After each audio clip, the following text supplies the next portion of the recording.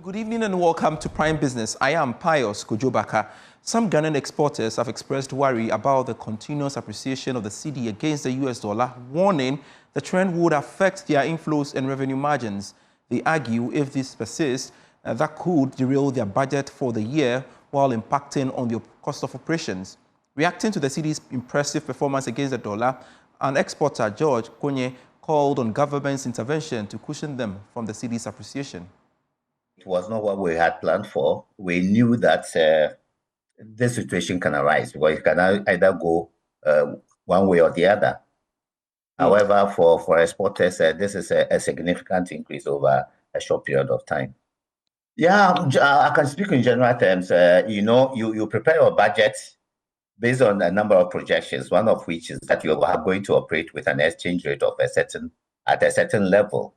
So if you have such a significant drop in the value of the dollar over a period of time, what this means is that the amount of revenue you expect in terms of cedis will not be achieved, which means that you may have to exchange. You have to use more of your forex resources to exchange into cedis in order to meet the local commitments that you have.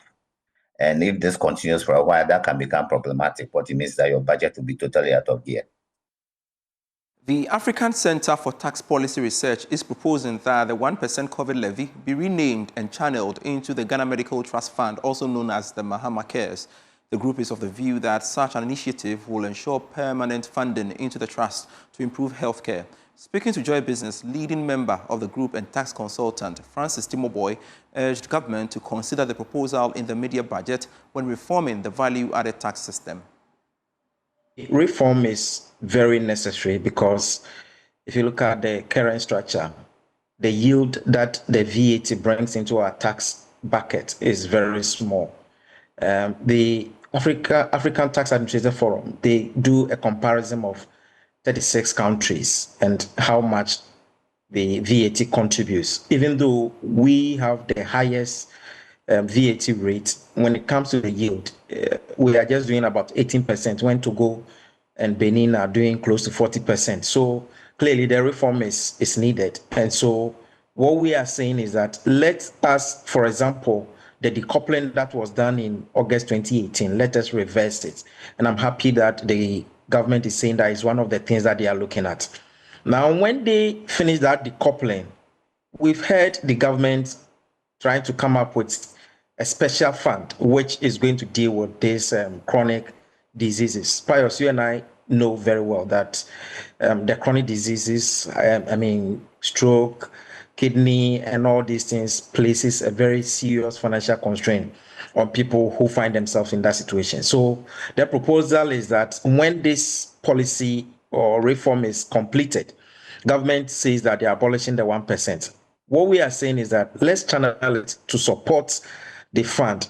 Clearly, if you look at the sources of funding, these are not permanent or stable sources. Government officials donating their salaries cannot take care of dialysis. So we need a permanent funding, and we believe that the COVID-19, if the government is able to repackage it very well, Ghanaians will buy into it and accept that it should go into funding this critical ailment that some of our citizens are suffering from. More on tax matters, players in the insurance industry have expressed concern about the imposition of value-added tax on non-life insurance premiums, which is expected to commence by July 1. The move will see the application of the standard 15% VAT in addition to charges totaling 21.9%, which will be passed to consumers. Here's more from a public lecture held in honor of the late Kwesi S.L. Kumsin Foundation of KEK Insurance Brokers to mark the company's 35th anniversary. ASA slapping a value-added tax on insurance premiums will burden consumers, reduce the rate of insurance subscriptions, and derail efforts to deepen insurance penetration and coverage. The sector, which has suffered negative perceptions about claims payment, will have to battle yet another challenge as premiums will surge upon commencement of the policy. Shaibu Ali is the managing director of KEK Insurance Brokers and president of the Insurance Brokers Association of Ghana. For us brokers, we will be affected to the extent that the client refuses to insure. And there are some insurance policies that are not compulsory. If you take a motor, and then some other policies, most of the remaining policies are not compulsory. Those policies that are not compulsory, if the premium goes up, the clients will not buy. And so if they don't buy, we don't get a commission. The insurance company doesn't get a commission. We all suffer as an industry. That's why we're thinking the government would have looked at some policies like micro insurance, that the woman selling tomatoes in the market would go and buy and pay 10 cedis a week or 10 cedis a month for cover. Those policies should have been taken out of it so that those people will continue to buy them. But government didn't listen. Government plans to implement it. We'll work with it. We know that definitely some people who cannot afford would not buy. On his part, Ismail Ben Ibrahim, Deputy Manager at Ali Nachia and Associates, called for broader consultations to address challenges. For now, I think there will have to be a stakeholder engagement with the GRA, because the broker's commission is in the premium. And the broker has the responsibility to report the VAT to the government. And so if they have to charge the VAT on top of their premium, there has to be a certain level of segregation or itemization to allow them to identify their VAT component and properly pay it to the GRA. Meanwhile, the public lecture, which was held on the theme, The Journey of Insurance Broking in Ghana, and KAK's contribution, also celebrated a stalwart in the insurance industry, the founder of KAK Insurance Brokers, the late Kwesi Esel Kumsin. Persons who lived and worked closely with him describes him as a generous and visionary leader. He is credited with revolutionizing the insurance brokerage industry in the country. The Commissioner of Insurance, Dr. Abiba Zakaria, shared fond memories of him. And I remember he had his famous Bible quote, Jeremiah 33:3, Nayemre. So, please don't check it. I did. It doesn't exist. With networks in 3 other African countries, KAK Insurance Brokers remains the leading broker in Ghana. The footprint of its founder has led to a vibrant brokerage firm and industry. Away from tax and, of course, insurance matters, the Ghana Mine Workers Union of the Trades Union Congress has called on government to expedite processes to resolve the ongoing legal dispute at the Borgoso Pristia mine. The union is arguing the government is urging government to bring finality to the matter, which has been dragging on for some time now, and they are calling for the push for the ratification of mining leases to protect the rights of workers. The union's call is aimed at ensuring that the interests of workers are safeguarded while ensuring mining operations can continue without disruptions. Abdul Mumin Bana is the General Secretary of the Ghana Mine Workers Union. Enough of the litigation. The litigation is having too much toll. It's just having a lot of toll on our people. And we think that the litigation is not helping anybody. You've been to court, the court has thrown you out. You filed an injunction to stop the current holders of the lease from proceeding. The court says no, we disagree. Government did what it had to do. And so there's absolutely nothing wrong if the current holders of the lease decide or proceed with the operations of the mine. But they are still lurking around, filing one suit or the other. And we do not think it's in the interest of the companies, it's in the interest of workers, and certainly it's not in the interest of the community, and by extension the country. And so there's an urgent need for some closure on the matter. There's also the matter of parliamentary ratification of mining leases, which increasingly is becoming an issue. I do not see why Minerals Commission and by extension Ministry of Lands and Natural Resources haven't gone through due diligence and done what they have to do by law. Should be difficult for Parliament to do the needful by ratifying these leases. It's a constitutional matter, obviously. It's a matter that requires Parliament to consider before ratification is done. But we believe that business efficacy requires that government prioritizes some of these things and get it going. Because as I speak to you now, one of the contentious issues is about whether or not the Borgoso Pristia mining lease has been ratified by Parliament. And that is also gradually becoming a bottleneck. We do not think it should be so. So as quickly as possible, we expect that the Minister for Lands and Natural Resources through the relevant committees, would make this available to Parliament for consideration and ratification.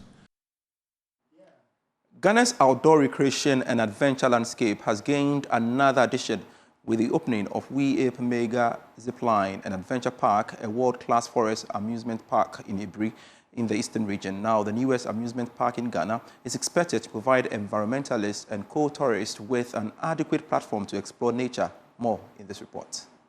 Situated on a 3.5 acres untouched rainforest, Weape features 2 thrilling obstacle courses, a fun family course suitable for both kids and adults, and a fitness course that is essentially an aerial workout for patrons looking for a fun physical challenge. Managers of the facility has assured that, beside the promotion of local tourism, it will also serve as an educational center for science and sustainability students. In Weape, what we have is an adventure park which is comparable to any you'll find anywhere in the world. We think and we hope others would learn and replicate what we've done. In so doing, give tourists a lot more options and help increase the tourist profile of Ghana. And then finally, it's an exciting day for environmental advocates and conservationists. In this park, we are what you could say living testimony to how, as a society, as people, we can live in harmony with the environment and still leverage it to very good economic ends. Corporate Communications Manager and Head of Education at Weape, Joyce Sakite Ahiadome, expressed confidence that the facility will be used to support the protection of eco-friendly rainforest environment. To preserve the tropical rainforest, as we can see, our rainforests are receding. Now, it is amazing that you are able to walk just about 20 meters from the Agri Mountains, and then you will see a virgin rainforest that is undisturbed. Again, the issue is that we will need to conserve the environment. You agree with me that so many of us didn't grow up with that culture of conservation. The owners or the founders' intent is that we will begin to teach children how to enjoy the environment, and then they become people who would conserve the environment. The park is the largest natural forest amusement center in the West African sub-region. Founder of Agri House Foundation, Alberta Nana Ichan Akosa, is urging young people to leverage the opportunities present in the agriculture sector to support the growth of the sector and contribute to national development. Speaking at the AG Start Africa Boot Camp, she noted that students in the sector must diversify and support the growth of all foods in the agricultural value chain. The Agricultural Student Career Guidance and Mentorship Dialogue Bootcamp focused on empowering young people to appreciate the opportunities within the agribusiness value chain. The bootcamp saw participants pitch their ideas and receive mentorship from stakeholders. Speaking in an interview, founder of Agri House Foundation, Alberta Nana Akosa, urged agricultural students to diversify and venture into supporting the growth of the sector. The president, during his inaugural speech, focused on the youth and the fact that their voices matter. And if you realize that is the theme that we are focusing on, we realize that it was a very heavy statement he made, saying to the youth that your voices matter. And for the students here, we wanted to really get them to appreciate and understand that their voices can only matter if they understand the opportunities that the agribusiness presents, value chain presents. It's not only about farming. Your voice can matter also when you consider other value chains as well.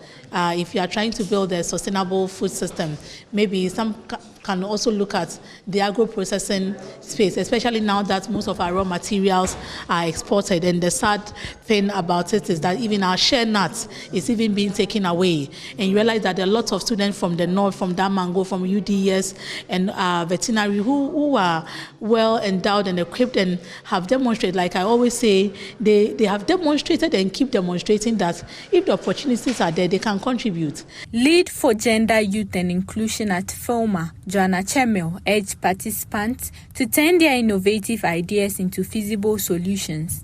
So what we are really looking out for are the innovative ideas for them to turn agriculture into feasible, into attractive career path. They are actually going through different models, different pathways in terms of agriculture. So within the entire value chain, we are looking at different opportunities for people in poultry, in both production and value addition. So we are looking at different value chains: poultry, maize, cassava, you name it, cashews, across different value chains, but not just production level, but also in terms of the value add. So we are looking at those who are doing the processing, those who are doing, the marketing, those who are doing the exports with potential to export as well, or feed into our domestic and international market. The Agricultural Students Career Guidance and Mentorship Dialogue Boot Camp was held in partnership with the MasterCard Foundation.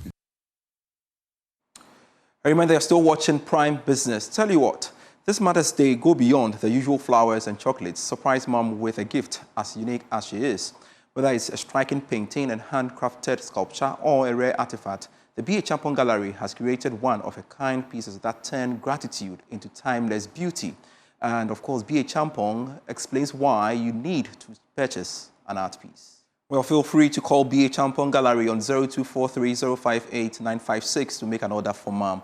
And the number again to call is 0243-058-956.